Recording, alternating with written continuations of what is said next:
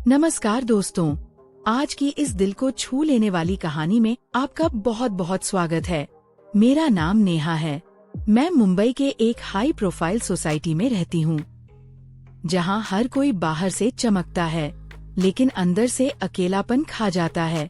मैं देखने में ऐसी हूँ कि लोग एक बार देखकर फिर देखते रह जाते हैं। मेरी आँखें गहरी काली हैं, जैसे कोई राज छुपा हो। होंठ गुलाबी और मुलायम, लंबे घने बाल जो कमर तक लहराते हैं, और फिगर वह ऐसी कि कोई भी मर्द एक पल को भूल जाता है कि वह कहाँ है। मेरी शादी को 9 साल हो चुके हैं। मेरे पति विक्रम एक बहुत बड़े बिजनेसमैन हैं। उनके पास पैसा इतना है कि वह जो चाहे खरीद लें, लेकिन वक्त नहीं खरीद पाते। वह महीनों बाहर रहते हैं। जब आते हैं तो भी फोन पर मीटिंग्स चलती रहती हैं। मैं दिन भर अकेली घर में घूमती हूँ। कभी सोचती हूँ कि ये जिंदगी है या सजा। एक दिन हमारे पुराने नौकर रामू को गांव जाना पड़ा। उसकी माँ बीमार थी। उसने कहा कि उसका बेटा आरव यहाँ काम संभालेगा। कुछ दिन बाद आरव आया। वो जवान था, लंबा कद, मजबूत कंधे, चौड़ी छाती और चेहरा ऐसा कि देखते ही दिल में कुछ हलचल हो जाए। वो शर्मीला था, लेकिन काम में तेज। घर के सारे काम वो चुपचाप करता, सफाई, बर्तन, खाना बनाना, सब कुछ। मैंने देखा कि वह कितना मेहनती है और कितना साफ सुथरा रहता है। हमारे घर में कोई सख्ती नहीं थी, इसलिए वह यहाँ आराम से रहता था। एक शाम मैं ऑफिस से थकी हारी लौटी नहीं। मैं घर पर ही थी, लेकिन बॉडी में अजीब सा दर्द था। जिम किया था, लेकिन ज्यादा देर नहीं। मैंने आरव को बुलाया और कहा, आरव, आज बॉडी बहुत भारी लग रही है, क्या तुम मेरी थोड़ी मालिश कर दोगे? वह एकदम घबरा गया। बोला, मैम साहब, मैंने कभी ऐसा नहीं किया। मैंने हंसकर कहा, अरे बस पैर और कंधे थोड़े दबा दो, आराम मिल जाएगा। वो झिझकता हुआ आया, तेल की बोतल लेकर, और धीरे धीरे मेरे पैर दबाने लगा। उसकी उंगलियां गर्म थी और छूने में ऐसा सुकून कि मैं आंखें बंद करके लेट गई। धीरे धीरे उसका हाथ मेरी पिंडलियों तक पहुंचा। मैंने कुछ नहीं कहा, बस हल्की सी सांस ली। वो रुक गया।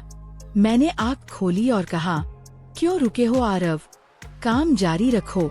वह फिर शुरू हुआ, लेकिन अब उसके हाथों में एक अलग सा कंपन था।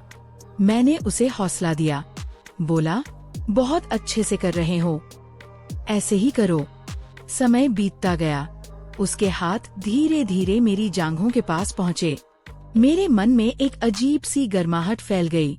मैंने उसे और ऊपर जाने का इशारा नहीं किया, लेकिन रुकने भी नहीं कहा। वो धीरे धीरे मेरे कूल्हों के पास पहुँचा और फिर रुक गया। मैंने मुस्कुरा कर कहा, डरो मत आरव, ये तो बस मालिश है। वो फिर आगे बढ़ा और अब उसके हाथ मेरे पेट के आसपास घूमने लगे। मैंने आंखें बंद कर ली और उस एहसास में खो गई। 1 घंटा बीत चुका था। कमरे में सिर्फ हमारी सांसें थी। फिर उसने बहुत धीमी आवाज में कहा, मैम साहब, आप सच में बहुत खूबसूरत हैं, जैसे कोई सपना हो। मैं मुस्कुराई और बोली, शुक्रिया आरव, तुम्हारा हाथ भी जादू करता है। फिर उसने और धीरे से कहा, क्या मैं आपको थोड़ा और करीब से महसूस कर सकता हूँ?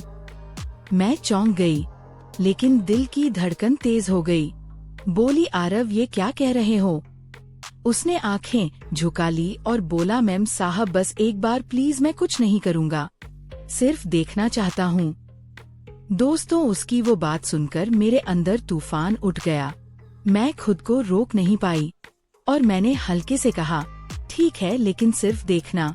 उस पल में कमरा और गर्म हो गया। उसने धीरे से मेरी साड़ी का पल्लू सरकाया और मेरी कमर को देखा। उसकी आंखें चमक उठी। वो बोला, मैम साहब, आप तो चांद की तरह हो।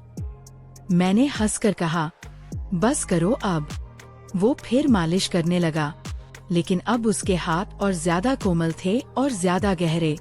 वो मेरे कंधों से शुरू करके धीरे धीरे नीचे आया और मेरे सीने के पास रुक गया। मैंने कुछ नहीं कहा, बस सांसें तेज हो गई। वो धीरे से बोला, मीम साहब, आपकी सांसें सुनाई दे रही हैं। मैंने कहा, हाँ, क्योंकि तुम्हारा हाथ बहुत अच्छा है। फिर वो और पास आया और उसके होंठ मेरे कानों के पास आए। बोला, मैम साहब, मैं आपसे प्यार करने लगा हूँ। मैं चौंक गई, लेकिन मन में खुशी हुई। मैंने कहा, आरव, यह गलत है। वो बोला, प्यार में क्या गलत होता है। मैं चुप रही और उसने मुझे गले लगा लिया। उस पल में दुनिया रुक गई। हम दोनों एक दूसरे में खो गए। उस रात हमने बहुत कुछ महसूस किया, लेकिन कुछ भी ऐसा नहीं जो शब्दों में बयां हो सके। अगले दिन से हमारी मुलाकातें बढ़ गई। कभी किचन में, कभी बालकनी में, कभी लिविंग रूम में। वह मेरे पास आता और मैं उसकी बाहों में समा जाती। मैं जानती थी कि यह रिश्ता समाज नहीं मानेगा, लेकिन दिल को क्या समझाना। मैं विक्रम से बात करती, लेकिन मन कहीं और रहता। आरव मेरे लिए सब कुछ बन गया था।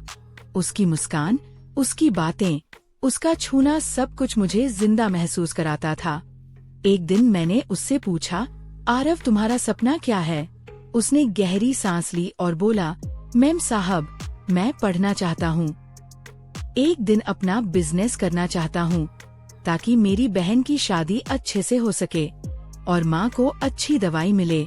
मैंने उसकी आंखों में वह सपना देखा और उसे और करीब खींच लिया। हमारी बातें अब रातों तक चलने लगी, कभी फोन पर, कभी कमरे में। वो मुझे अपनी जिंदगी की कहानियाँ सुनाता, मैं उसे अपनी अकेलेपन की। मैंने उसे बताया कि विक्रम से प्यार था, लेकिन अब सिर्फ जिम्मेदारियाँ बची है। वो बोला, मैम साहब, मैं आपको कभी अकेला नहीं छोड़ूंगा। मैं रो पड़ी और उसे गले लगा लिया। धीरे धीरे हमारा रिश्ता गहरा होता गया। एक शाम विक्रम अचानक घर आ गए। मैं घबरा गई, आरव को छुपाया, लेकिन विक्रम को शक हो गया। उसने पूछा, घर में कोई और है क्या? मैंने झूठ बोला, नहीं, लेकिन वो मान नहीं रहा था। रात को वह सो गया। मैं आरव के पास गई और बोली, आज रुकना मत। वो बोला, मैं नहीं रुक सकता मैम साहब, आपकी सुरक्षा जरूरी है। लेकिन मैंने उसे रोक लिया। उस रात हमने बहुत डर के साथ समय बिताया, लेकिन प्यार में डर भी मीठा लगता है। अगले दिन विक्रम चले गए फिर से ट्रिप पर। मैंने आरव से कहा, अब हम साथ रहेंगे। वो बोला, लेकिन क्या होगा? समाज क्या कहेगा? मैंने कहा, समाज से ज्यादा मेरा दिल महत्वपूर्ण है।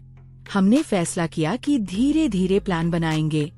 आरव ने पढ़ाई शुरू की, मैंने उसे कोचिंग में डाल दिया। वो मेरे लिए सब कुछ कर रहा था और मैं उसके लिए एक नई जिंदगी जी रही थी। एक रात जब बारिश हो रही थी, बिजली चली गई। कमरा अंधेरा था, सिर्फ मोमबत्ती की रोशनी। मैंने आरव को बुलाया। वह आया और मेरे पास बैठ गया। मैंने कहा, आज कुछ अलग महसूस हो रहा है। वो बोला, क्या मैम साहब? मैंने कहा, तुम्हारे बिना अब जी नहीं सकता। वो मेरे करीब आया और उसके हाथ मेरे चेहरे पर रख दिए। उसने कहा, नेहा, मैं तुम्हें हमेशा खुश रखूंगा। मैंने आंसू पोंछे और उसके होंठ उसके होठों से मिल गए। वो किस इतना गहरा था कि सारी दुनिया भूल गई। हम दोनों एक दूसरे में खो गए। उस रात हमने प्यार की वो ऊंचाइयां छुई जो शब्दों में नहीं बयां हो सकती। हमारा रिश्ता अब सिर्फ शारीरिक नहीं था, वो आत्मा का जुड़ाव था। मैं उसके लिए जीती थी, वो मेरे लिए सांस लेता था, लेकिन जिंदगी आसान नहीं थी। एक दिन विक्रम को सब पता चल गया। उसने फोन किया और कहा, नेहा, मैं सब जानता हूँ, मैं घर आ रहा हूँ। मैं डर गई। आरव को बताया। वो बोला, मैं चला जाऊंगा मैम साहब। मैंने कहा, नहीं, तुम नहीं जाओगे, हम साथ लड़ेंगे। विक्रम आए और बहुत गुस्सा किया। उन्होंने कहा, तलाक दे दूंगा। मैंने कहा, ठीक है, लेकिन मैं आरव के साथ रहूंगी। वो चौंक गए, बोले, क्या तुम पागल हो गए हो? मैंने कहा, नहीं, मैं अब सच में जी रही हूँ। विक्रम चले गए और हम दोनों ने नई शुरुआत की। आरव ने नौकरी छोड़ दी और पढ़ाई पर फोकस किया। मैंने अपना छोटा बिजनेस शुरू किया। हम साथ रहने लगे छोटे से फ्लैट में, लेकिन खुशी इतनी कि बड़े घर की कमी नहीं लगी। हमारा प्यार गहरा था, विश्वास से भरा, समर्पण से भरा।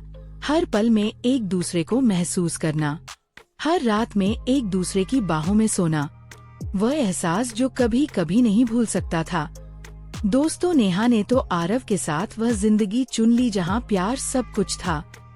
लेकिन क्या आप जानते हैं, उस रात जब विक्रम के जाने के बाद कमरे में सिर्फ हम दोनों थे, तब क्या क्या हुआ जब आरव ने मेरी वह खूबसूरती देखी जिसे देखकर उसकी सांसें थम गई और उसने मुझे वह तरीके से छुआ जिससे मेरी रूह कांप उठी।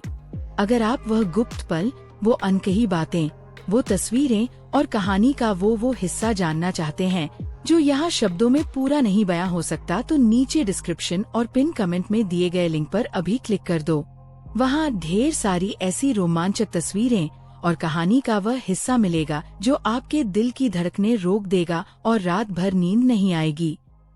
जल्दी जाओ, लिंक खोलो, मजा आएगा इतना कि आप बार बार देखना चाहोगे। और हाँ, अगर ये कहानी आपके दिल को छू गई हो तो लाइक जरूर करना। कमेंट में बताना कि आपकी जिंदगी में ऐसा प्यार आया है या नहीं। और ऐसी ही दिल दहला देने वाली रोमांटिक कहानियों के लिए चैनल को अभी सब्सक्राइब कर लो। बेल आइकन दबाना मत भूलना, क्योंकि अगली कहानी और भी खतरनाक और दिल को छू लेने वाली होगी। इंतजार रहेगा जल्दी।